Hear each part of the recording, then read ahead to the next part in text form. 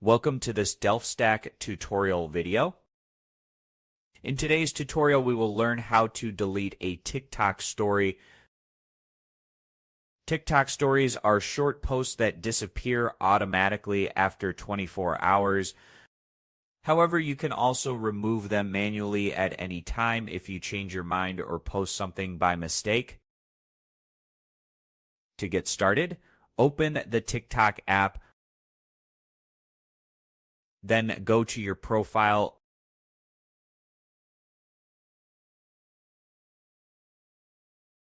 Tap on your profile picture to view your active story.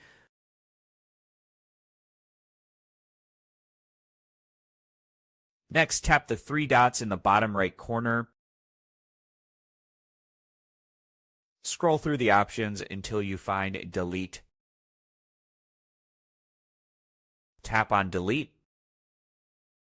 You will be asked whether you want to re-edit the story or delete it permanently. Select Delete to remove it. After deleting the story, it will no longer be visible to your followers. It will also be removed for anyone who previously viewed it.